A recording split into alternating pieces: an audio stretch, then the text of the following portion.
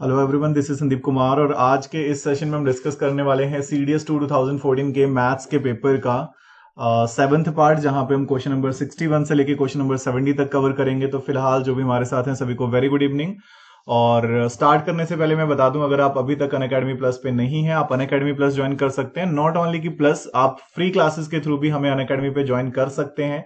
इस तरह से मेरी फ्री क्लासेस चल रही हैं। अभी जो है मेरे मैथ्स एंड रीजनिंग के प्रैक्टिस सेट चल रहे हैं। डेली एक प्रैक्टिस सेट रहता है 10 बजे सुबह। मैं डिस्क्रिप्शन में लिंक दे रहा हूं, आप उनको ज्वाइन कर सकते हैं। काफी हेल्प आपको डेफिनेटली मिलेगा। और बाकी जो है यहाँ पे अगर आप देखेंगे तो अगर आप प्लस ज्वाइन कर लेंगे तो प्लस पे आपको फुल बैच कोर्सेज मिलते हैं, जिनके थ्रू आप अच्छे से प्रिपेयर कर सकते हैं। एंड अभी हमारे कुछ कोर्सेज हैं। CDS OTA बैच है, लॉन्च हो चुका है। IMA बैच जो है वो लॉन्च हो चुका है। CAPF बैच जो है वो लॉन्च हो चुका है। TA का बैच है। एंड अभी अगर आप सब्सक्रिप्शन लेते हो 6 मंथ का, तो वो नवंबर 14 तक वैलिड रहेगा, तो आप ये सब्सक्रिप्शन ले सकते हैं। एंड हमारा चैंपियनशिप जो टेस्ट चैंपियनशिप है वो भी चल रहा है, AFCAT चैंपियनशिप। तो ये जो है, अगर आप स्टार्ट करते हैं, आपको सिर्फ अनअकैडमी ऐप डाउनलोड करके वहां पे टेस्ट देने हैं। तो अगर आप टॉप 10 में आते हैं तो आपको 6 मंथ का सब्सक्रिप्शन फ्री मिलेगा। तो अगर आप सब्सक्रिप्शन ज्वाइन करना चाहते हैं तो आपके पास ये कुछ ऑप्शंस रहेंगे: 1 month, 3 month, 6 month, 12 month, 24 month. Best इसके आप 12 मंथ का सब्सक्रिप्शन लें, जिससे कि आपको अच्छे से आप प्रिपेयर कर सकते हैं। बेस्ट रहेगा आपके लिए इतने टाइम में प्रिपेयर करना। और अगर आप इस कोड का यूज करते हैं, करियर स्टडी लाइव, तो आपको 10% का डिस्काउंट भी मिलना है। 10% का डिस्काउंट आपको कोड से मिल जाएगा, और 10% का डिस्काउंट जो है वो आपको मिल जाएगा जो आपके पास क्रेडिट होंगे जैसे आप अनअकैडमी की फ्री क्लासेस देखते हो। तो कुछ भी डाउट होगा तो आप मेरे टेलीग्राम चैनल को फॉलो कर सकते हैं, डिस्क्रिप्शन में लिंक होगा। तो अभी हम चलते हैं हमारे क्वेश्चंस की तरफ। तो फर्स्ट क्वेश्चन से स्टार्ट करते हैं आज के। और अगर कोई भी डाउट रहेगा आप कमेंट सेक्शन में लिख सकते हैं, जिससे कि आपके डाउट डेफिनेटली सॉल्व हो जाएंगे।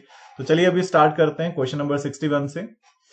ओके, सो हमें कहा है कि 1 plus cot x minus cosecant x into 1 plus tan x plus secant x जो है वो किसके बराबर होगा। 1 2 साइन एक्स कॉस एक्स, ये हमें कुछ वैल्यूज गिवन है। तो ये कुछ हमारे ऑप्शंस हैं। तो देखो क्या है, एक तो है कि हम इसको सिंप्लीफाई करें, जो थोड़ा सा लॉन्ग प्रोसेस रहेगा। लेकिन अगर हम क्या करते हैं, हम थीटा की कोई वैल्यू रख लेते हैं। लेट मैंने क्या करा, मैंने थीटा यानी कि जो एक्स है वो मैंने 45 मान लिया। तो क्या बनेगा, 1 प्लस कॉट एक्स, तो कॉट 45 है। सो कॉट 45 पे वैल्यू कितनी बन जाएगी, so this is equal to 1 minus cosecant x, cosecant x cosecant 45 पे माइनस √2 आ जाएगा, इनटू ये क्या बनेगा, 1 प्लस टेन एक्स पे 1 प्लस सीकेंट एक्स पे अगेन √2। तो ये क्या बनना है, इसको मैं कह सकता हूं 2 minus √2 and 2 plus √2। So finally अगर a minus b a plus b a square minus b square होता है तो इसमें फॉर्मूला लगाएंगे। सो दिस इज a का स्क्र यानी कि 2 का स्क्र 4 माइनस √2 का square is 2। So final answer is 2। तो आपका आंसर कितना आना है, it should be B option. तो अगर आप थीटा पुट करते हो, कोई भी वैल्यू अज्यूम करते हो, क्योंकि कोई कंडीशन तो नहीं है, तो थीटा तो कहीं पर भी ये सेटिस्फाई होना चाहिए ना। तो जब ऐसी सिचुएशन हो, जब इररिस्पेक्टिव ऑफ थीटा पूछा है, मतलब irrespective of any specific value पूछा है, तो आप थीटा ट्राई कर सकते हो, क्योंकि वो हर सिचुएशन में फॉलो होना चाहिए। नेक्स्ट हमारे पास है cosecant x minus sine x. Same question आ गया इसी तरह से। तो अगेन क्या कर सकते हैं हम, अभी करा हमने, एक्स को हम 45 पुट कर लेते हैं। तो ये क्या बनेगा, ये बन जाएगा √2। ठीक है, इस वैल्यू को हम क्या लिख सकते हैं, √2 माइनस साइन एक्स यानी कि 1/√2 इनटू सीकेंट एक्स पे √2 माइनस कॉस एक्स यानी कि 1/√2, then tan x plus cot x 1 + 1। तो ये कितना बन जाएगा, √2 अगर मैं एलसीएम लूंगा तो दिस इज √2 यानी कि 2 माइनस 1 2 माइनस 1 इनटू √2 में यहां पे भी एलसीएम लूंगा तो यहां पे भी 2 माइनस 1 नहीं आना है, एंड ऊपर इंटू आ जाना है आपके पास 2। सो ये कितना बनेगा, 1/1 इंटू 1 अपॉन में √2 इंटू √2 इज 2 इंटू 2। सो ये कितना आ जाएगा, फाइनली 1 इज द आंसर। तो अगेन इस तरह के क्वेश्चन काफी सिंपल होते हैं और एग्जाम में आपके पास काफी आते हैं, काफी क्वेश्चन होते हैं जो इस टाइप के रहते हैं। ये क्वेश्चन भी आपको काफी बार एग्जाम में देखने को मिलेगा, रिपीट होता है ये बार बार। हमें कहा है कि consider the following statement, sine 1 degree is greater than sine 1, cos 1 degree is less than cos 1। So now यहां पे आपको ये समझना होगा कि यहाँ पे एक डिग्री है, एक विदाउट डिग्री है। तो इसको मतलब ये जो विदाउट डिग्री है ये एक्चुअली रेडियन है। तो अब आपको डिग्री एंड रेडियन में ना आपको थोड़ा रिलेशन फाइंड आउट करना पड़ेगा। तो आपको आई होप ये क्लियर होगा। 1 रेडियन जो है वो कितना होता है, अराउंड अगर मैं अप्रोक्सीमेट रखूं तो 57 डिग्री होता है। ठीक है, 1 रेडियन जो है वो 57 डिग्री के आसपास होता है। तो यहां पे ये कहना चाह रहा है कि sine 1 degree is greater than sine 57 degree and दूसरे में ये कह रहा है कि cos 1 degree is less than cos 57 degree. अगर मैं साइन एंड कॉस की बात करूं तो साइन 0 से 90 तक क्या करता है, 0 से 1 तक जाता है, मतलब वो इंक्रीज करता है। तो अगर साइन की वैल्यू इंक्रीज कर रही है तो दैट मीन साइन 57 पे बड़ी वैल्यू होगी साइन 1 के कंपैरिजन में। ठीक है, ऐसा ही होगा ना, अगर ये इंक्रीज करता है तो दैट मीन ये तो पॉसिबल नहीं है, तो ये गलत हो जाएगा। और कॉस क्या करता है, कॉस जो है वो 1 से लेके 0 जाता है, मतलब वो 0 पे 1 है और 90 तक जाते जाते 0 हो जाता है, मतलब with increase in value cos की वैल्यू डिक्रीज होती है। तो ऑब्वियस सी बात है कि cos 1 जो है वो ग्रेटर देन होगा cos 57, क्योंकि जैसे जैसे वैल्यू इंक्रीज होगी, जो थीटा इंक्रीज होगा, वैल्यू डिक्रीज होती जानी है। तो ये दोनों ही स्टेटमेंट गलत हैं, it should B D option. बस आपको ये ध्यान रखना है कि साइन जो है वो 0 से 90 में इंक्रीज करता है और cos डिक्रीज करता है, तो ये दोनों ही स्टेटमेंट गलत हो जाएंगे। sin x plus cosecant x is 2, then sin raised to power 9x plus cosecant raised to power 9x कितना होगा, दिस इज ऑलवेज 2। इस टाइप के क्वेश्चन भी काफी आते हैं, क्योंकि अगर आप ध्यान से देखेंगे आपको पता होगा कि x प्लस 1/x अगर 2 हो तो ऐसी सिचुएशन में x का एक ही केस पॉसिबल होता है, वो होता है 1। दैट मीन अगर x raised to power n plus 1/raised to power xn कुछ भी हो तो वो भी 2 ही रहेगा। ठीक है, इफ x प्लस 1/x 2 होता है तो x raised to power n plus 1/x raised to power n 2 ही होता है।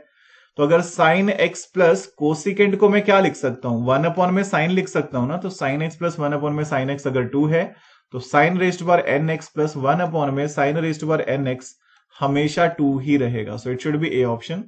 काफी बार ऐसे क्वेश्चन पूछे जाता है। नेक्स्ट आपके पास है question number 65। sin x plus cos x is equal to p and sin cube x plus cos cube x is equal to q. So p cube minus 3p जो है वो किसके बराबर होगा, हमने ये बताना है। ओके चलिए, सो इसमें क्या कर सकते हैं, यहां पे अगर आप देखेंगे तो हमें पूछा हुआ है। अब देखो हमें थोड़ा सा देखना पड़ेगा यहाँ पे कि क्या क्या सिचुएशन हो सकती है, क्योंकि हमें p गिवन है, हमें p क्यूब और हमें q गिवन है। ओके सो हमें p क्यूब माइनस 3p बताना है, p क्यूब माइनस 3p। तो चलिए देख लेते हैं कि क्या सिचुएशन बनेगी हमारे पास p क्यूब माइनस 3p में। तो p क्यूब कितना बनना है, पहले तो अगर मैं p क्यूब लिखूंगा, देखो अगर p हमारे पास है sine x plus cos x, तो p का क्यूब कितना बनेगा, a क्यूब यानी कि sine cube x plus b cube यानी कि cos cube x plus 3ab मतलब 3 into sine x cos x, 3 into sine x cos x into a plus b यानी कि sine x plus cos x. ठीक है, तो मतलब कुल मिला के हमारे पास ये वैल्यू क्या बनेगी, ये मैं अलग से दोबारा लिख देता हूं। ये क्या बना था, p क्यूब जो है वो क्या बना था, ऊपर थोड़ा सा स्पेस कम पड़ेगा, sign cube x plus cos cube x plus 3ab यानी कि 3 sine x cos x into sine x plus cos x. ठीक है, तो ये वैल्यू बन जाएगी। अब देखो यहां पे हमारे पास क्या है, अब हमें निकालना तो p क्यूब माइनस 3p है ना, तो वो भी हम देखते हैं कि क्या सिचुएशन बनेगी। ओके सो q की वैल्यू कितनी है, q की वैल्यू हमारे पास है sine cube plus cos cube.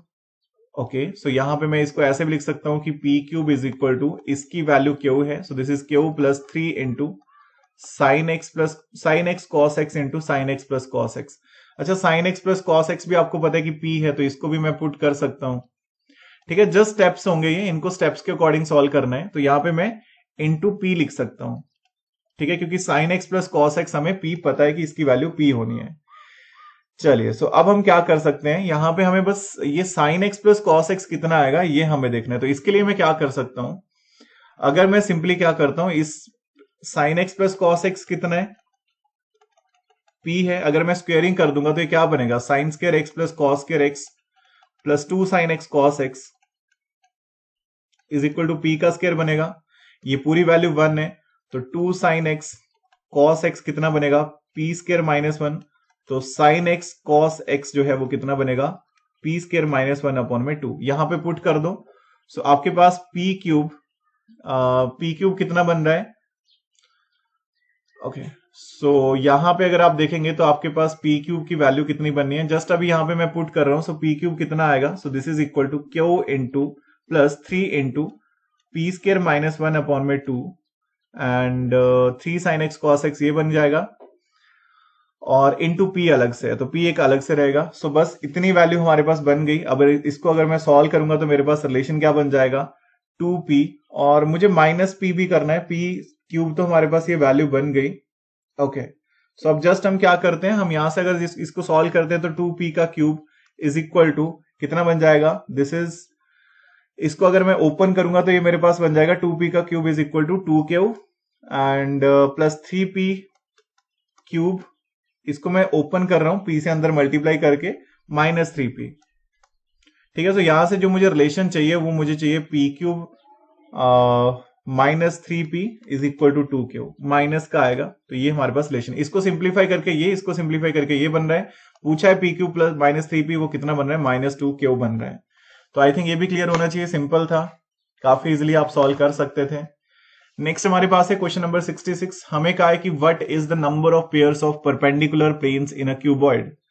तो number of pairs of perpendicular cube जो है, परपेंडिकुलर प्लेन्स जो है किसी क्यूबॉइड में कितने होंगे, हमने ये बताना है। अब परपेंडिकुलर प्लेन कितने बनेंगे, अगर हम परपेंडिकुलर प्लेन की बात करते हैं, हमें पता है कि एक क्यूबॉइड में 12 एजेस होते हैं और एज जब बनेगा तो परपेंडिकुलर तो आना है, क्योंकि हमारे पास जहां पे भी एज होगा वहां पे दो फेस होंगे जो परपेंडिकुलर बनाएंगे। सो मतलब ऐसे बोल सकते हैं ना कि देखो, अगर हमारे पास एक क्यूबॉइड है, ठीक है, एक क्यूबॉइड में अगर आप ध्यान से देखोगे तो हर जगह पे परपेंडिकुलर है ना, यहां पे परपेंडिकुलर है तो एक परपेंडिकुलर प्लेन बन गया, यहां पे परपेंडिकुलर है परपेंडिकुलर प्लेन बनेगा, यहां पे परपेंडिकुलर है 3 4 5 6 7 8, ठीक है, 8 तो हमारे पास ये परपेंडिकुलर प्लेन बन जाएंगे। अब देखो नेक्स्ट अगर आप काउंट करोगे, हमारे पास टोटल हमें पता है कि 12 एजेस, ये तो मैंने काउंटिंग में वो पॉइंट बताया जहां पे परपेंडिकुलर बन रहा है। अब अगर आप ध्यान से देखोगे ना, हर एक लाइन एक दूसरे के साथ परपेंडिकुलर बना रही है, ये लाइन अगर इसके साथ परपेंडिकुलर बना रही है तो ये लाइन इसके साथ भी परपेंडिकुलर बना रही है ना, ठीक है, हर जगह पे परपेंडिकुलर बन रहे हैं, तो एक लाइन एक परपेंडिकुलर जरूर बना रही है। तो अगर 12 एजेस है हमारे पास, 12 एजेस है अगर, तो मतलब परपेंडिकुलर प्लेन भी कितने होंगे, इट शुड बी 12।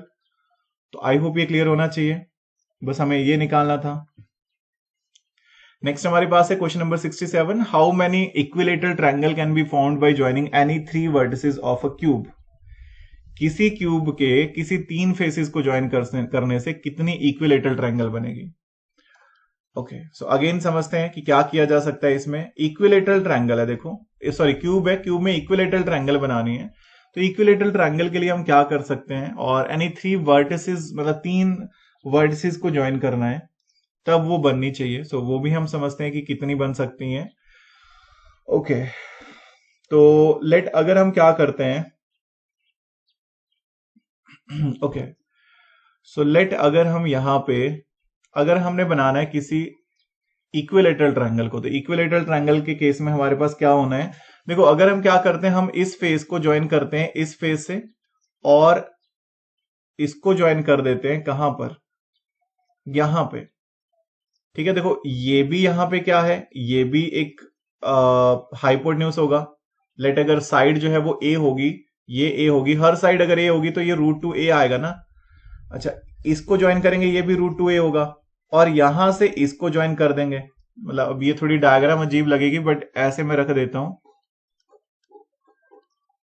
ठीक है। सो अगर मैं ऐसे रख देता हूं, मैंने क्या करा है, मैंने इसको ज्वाइन करा है और इसको ज्वाइन करा है और इसको ज्वाइन करा। अब ये देखने में लगेगा कि शायद ये बहुत दूर है, बट थोड़ा सोच के देखो कि ये वाली साइड कितनी आएगी, अगर साइड ए है तो ये √2a आएगा ना, ये भी √2a आएगा क्योंकि ए और ए से हाइपोटेन्यूज बनेगा ये, और ये भी √2a आएगा। तो मतलब हम ये बोल सकते हैं कि जो हम कॉर्नर टू कॉर्नर पॉइंट्स को मिलाएंगे वो हमारा इक्विलेटरल ट्रायंगल बनेगा। सो अगर ये इक्विलेटरल ट्रायंगल बनना है तो अब हमारे पास क्या पॉइंट बनेगा। अब देखो कि हमारे पास इक्विलेटरल ट्रायंगल अगर इस तरह से बनता है, ओके सो हमें देखना है कि कितनी टोटल बननी है। तो एक ऐसे बनेगी, मतलब हम ये बोल सकते हैं कि एक टाइम पे 3 पॉइंट्स को मिलाने से हमारे पास इक्विलेटरल ट्रायंगल बन रही है। अब टोटल पॉइंट कितने हमारे पास, 8 पॉइंट है ना, तो 8 पॉइंट को अलग अलग तरह से यूज करेंगे तो कितनी इक्विलेटरल ट्रायंगल बननी है, इट शुड बी 8। तो हमारे पास आंसर क्या आना है, मतलब जैसे हमने पहले इन 3 को मिलाया, फिर यहां से हटा के इस साइड मिला लो, यहां से हटा के उस साइड मिला लो, यहां से हटा के उस साइड मिला लो, मतलब बेस आपका कॉमन हो गया, ये बेस जो बॉटम में है, उसके बाद इन चारों पॉइंट में घुमाया, अप साइड से डाउन साइड में चारों पॉइंट में घुमाया, तो 8 टोटल इक्विलेटरल ट्रायंगल बननी है, ठीक है। नेक्स्ट हमारे पास है क्वेश्चन नंबर 68। हमें कहा है कि A B C D is the trapezium in which A B is parallel to C D and let M be the mid point of B C. M जो है वो बी सी का mid point है। A B is parallel to C D भी है और ये एक ट्रेपेजियम भी है। Okay, so area of triangle ADM and plus area of triangle this, हमें ये गिवन है। चलो देख लेते हैं। तो हमारे पास अगर एबीसीडी एक ट्रेपेजियम है तो ऐसे रख लेते हैं, ठीक है। So let this is A B C D. A B C D एक ट्रेपेजियम है and A B is parallel to C D and M be the mid point of B C. B C का mid point जो है वो B C का mid point M है। अच्छा sorry, ये ए बी सी डी अगर pattern में जाएगा तो सी इस तरफ आना है। So this is A B C D, M be the mid point. Now हमें क्या कहा है, consider the following statement. Following statement में क्या है, पहला है कि area of triangle ADM. ADM मतलब इनको मिला लो, तो area of triangle ADM plus area of triangle DCM. DCM ADM plus DCM, मतलब ये ऊपर वाली जो ट्रायंगल पूरी बन गई, is equal to the 3/4 of the area of trapezium A B C D if A B is equal to C D. अगर A B is equal to C D है तो पहला वाला केस तो एक्चुअली ऐसे बनेगा। ये मैंने डायग्राम जो बनाया उसकी जरूरत ही नहीं है क्योंकि वो कंडीशन गिवन है कि A B is equal to C D है, तो हम उसके अकॉर्डिंगली डायग्राम बना लेते हैं। कोई ज्यादा फर्क नहीं पड़ेगा, बस हम समझने में थोड़ा इजी लगेगा क्योंकि अगर वो एक रेक्टेंगल बननी है तो वो ज्यादा इजी हो जाएगा समझने में। चलिए, सो अगर एक वो रेक्टेंगुलर फॉर्म में है ए बी सी डी और हमें ये कहा हुआ है कि डी जो है, लेट कोई एम जो है वो मिड पॉइंट है, तो ये जो हमारे पास ट्रायंगल बन रही है एडीएम, तो triangle ADM plus triangle DMC किसके बराबर है, 3/4 ऑफ द एबीसीडी है। एबीसीडी का 3/4 है, ये हमें कहा है। तो हमें देखना है क्या ये सही है या गलत है, बस हमें ये चेक करना है। तो देखो सिंपल सी बात है, अगर मैं क्या करता हूं, अगर मैं यहां से एक लाइन ड्रॉ करता हूं ना, एम एन रख लेता हूं इसको, तो एरिया हाफ डिवाइड हो जाना है क्योंकि रेक्टेंगल है तो 90 डिग्री एंगल है सारे, मतलब इक्वली प्रोपोर्शनेट है, तो हाफ हाफ हो जाना है। तो अगर ये हाफ हाफ हो जाएगा तो हम क्या कर सकते हैं, हम और इसमें हमने डायगोनल टू डायगोनल अगर इसको कट कर दिया तो हम ये बोल सकते हैं इस ट्रायंगल के 4 पार्ट बनेंगे, 1 2 3 4 और इक्वल बनेंगे ना। तो इसमें हमारे पास 2 + 3 आ रहा है प्लस ये 1 है, तो ये बनेगा 2 + 1 + 2 + 3, ये बन जाएंगे टोटल 3 पार्ट्स।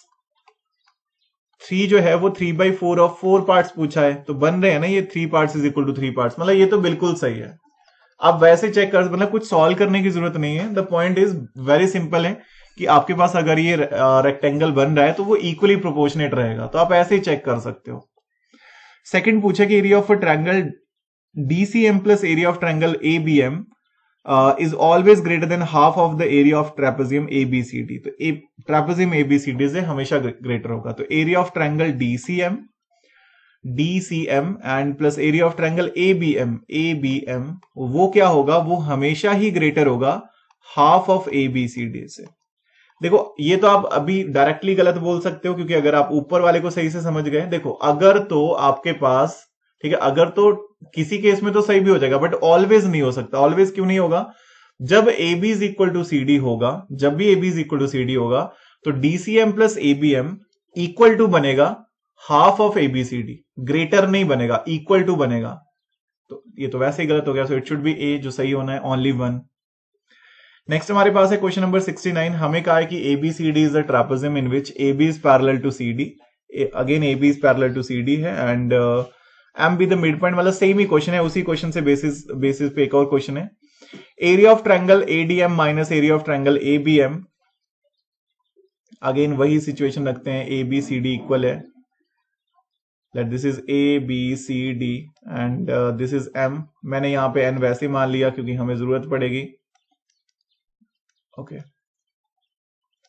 तो क्या कहा हुआ है, ADM minus ABM is always equal to the area of DCM DC और M। जो आपके पास सही होगा या गलत होगा ये चेक करना है। सो देखिए अगेन अगर ये बोल सकते हैं कि रेक्टेंगल है, तो अगर ये 1 पार्ट होगा तो ये भी 1 पार्ट होगा, ये भी 1 होगा, ये भी, क्योंकि इक्वल पार्ट्स बन जाने हैं। सो एडीएम कितना है 1 + 1 2 - 1 इज इक्वल टू डीसीएम 1, बिल्कुल सही है, तो ये तो सही आना है।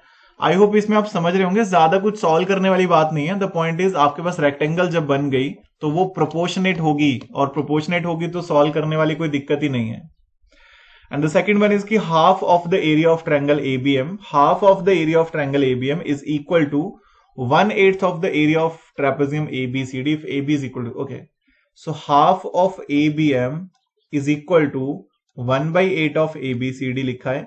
हम वही यूनिट यूज करते हैं, हाफ ऑफ एबीएम, एबीएम कितना है, एबीएम 1 यूनिट है, इज इक्वल टू 1/8 ऑफ पूरी एबीसीडी कितनी है 4 है, सो ये कितना बनेगा 1/2 इज इक्वल टू 4/8, तो बन रहा है इज इक्वल टू 1/2, ये भी बिल्कुल सही है, तो दोनों ही सही हो जाएंगे।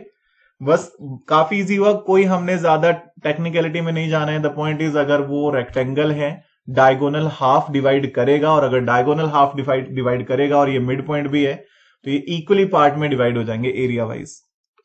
And the last question for today's session is ABCD is the parallelogram P and R the mid point of DC and BC, and the line P R intersect the diagonal AC at Q, the distance C Q will be equal to. So ABCD आपके पास क्या है, वो एक parallelogram है, let this is ABCD,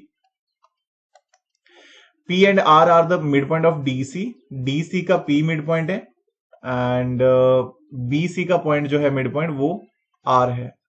okay, so PR जो है वो इंटरसेक्ट कर रहा है, PR इंटरसेक्ट कर रहा है BC को, नहीं, PR intersect the diagonal AC, AC को डायगोनल को मीट कर रहा है वो कहां पे, एट Q पॉइंट पे। ओके, सो डिस्टेंस CQ जो है वो कितना होगा, CQ का जो डिस्टेंस है ये बताना है हमने कितना आना है। चलिए, सो ये हम फाइंड आउट कर लेते हैं कि कितना होना चाहिए। सो नाउ अगर हम क्या करते हैं, लेट अगर हम सिंपली देखें, देखो अगर मैं डायगोनल को यहां पे मैच कर दूं तो आपको पता है कि इन केस ऑफ पैरेललोग्राम जो डायगोनल होते हैं वो एक दूसरे को बाइसेक्ट करते हैं। तो अगर ये O पॉइंट होगा तो मैं ये बोल सकता हूं कि AO is equal to OC आना है, बोल सकते हैं ऐसे। एंड मैं ये भी बोल सकता हूं कि that imply that is equal to AC/2 आना है, हाफ हो जाना है वो, ऐसे लिख सकते हैं। डायगोनल हमेशा बाइसेक्ट करते हैं। और ट्रायंगल अगर मैं बात करता हूं BCD की, तो ट्रायंगल BCD में ओके BCD में, चलिए सो ये भी हमें देखना पड़ेगा। ओके, R जो है वो हमारे पास मिड पॉइंट है, P जो है वो मिड पॉइंट है। अगर मिड पॉइंट को मिड पॉइंट से जोड़ रहे हैं हम, तो हम क्या बोल सकते हैं कि PR जो है वो परपेंडिकुलर होगा किसके, BD के, डायरेक्टली बोल सकते हैं। ये PR जो है वो पैरेलल रहना चाहिए एक्चुअली, मतलब क्योंकि देखो अगर ये मिड पॉइंट है, देखिए ट्रायंगल की अगर मैं बात करूं, ट्रायंगल BDC की, क्योंकि हमारे पास R जो है वो मिड पॉइंट है, मिड ऑफ BC है, और P जो है वो मिड पॉइंट ऑफ DC है, तो ऐसी सिचुएशन में अगर ये मिड पॉइंट को ज्वाइन करके जो भी लाइन बनती है किसी भी ट्रायंगल में, अगर आप मिड पॉइंट्स को ज्वाइन कर देते हो तो लाइन पैरेलल होती है। तो दैट मीन PR जो है वो पैरेलल होगा BD के। तो अगर वो पैरेलल है तो अब हमें क्या करना है, हम यहाँ पे सिमिलरिटी शो कर सकते हैं, और सिमिलरिटी इजीली आ भी जानी है। देखो RP हाफ ऑफ BD है, अगर RP जो है वो हाफ ऑफ BD है, यहां पे हमें CP हाफ ऑफ CD होगा, मतलब अगर ये टोटल 2 यूनिट होगा तो ये 1 होगा ना, अगर ये टोटल जो है वो लेट X यूनिट होगा तो ये X/2, मतलब द पॉइंट इज वो हमारे पास क्या बन जाएगा, सिमिलर ट्रायंगल आ जानी है। ट्रायंगल RCP जो है वो सिमिलर होगा ट्रायंगल BCD के, ठीक है, ये हमें एक रिलेशन मिल गया। और अगर ये रिलेशन मिल गया तो अब हम ये भी बोल सकते हैं, अगर हमें CQ बताना है, CQ अगर हमें बताना है तो मैं ये बोल सकता हूं ना कि CQ अपॉन में CQ अपॉन में CO इक्वल होना चाहिए CP अपॉन में CD। तो दैट इंप्लाई CQ अपॉन में CO कितना है, CO हमारे पास है AC/2, तो दिस इज AC अपॉन में 2 इक्वल होना चाहिए कितना, CP अपॉन में CD, यानी कि 1 अपॉन में 2। तो इसको अगर मैं सॉल्व करूंगा, CQ अगर मैं यहां से निकालूंगा तो CQ कितना आना है, AC अपॉन में 4 आना है, दैट्स इट। तो ये मुझे निकालना था, सो AC अपॉन में 4 यानी कि A ऑप्शन। अब देखो अगर आप जियोमेट्री में थोड़ा सा, मतलब ये लिखने वाली चीजों पे ज्यादा नहीं जाते हो, क्योंकि अभी लिख रहा हूं मैं सो दैट कि आपको समझ में आए ज्यादा अच्छे से। जैसे अगर आप मुझसे मैथ्स कर रहे होंगे, जिसने भी मुझसे ज्योमेट्री करा होगा उनको पता है कि यहाँ पे ना हमें इतना लिखना नहीं होता, हमें बस माइंड में सोचना है कि इसमें क्या हो सकता है, इसमें हम सिमिलरिटी लगा सकते हैं तो सिमिलरिटी से ये रिलेशन बनना है, और चीजें बहुत आसान हो जाती हैं। तो आई होप अभी के लिए आपको ये समझ में आ गया होगा। तो अभी करते हैं सेशन को ऑफ, मिलते हैं आपसे अगले सेशन में। तो सभी को फिलहाल मेरी तरफ से thank you. So stay safe, keep preparing, have a nice evening and जय हिंद।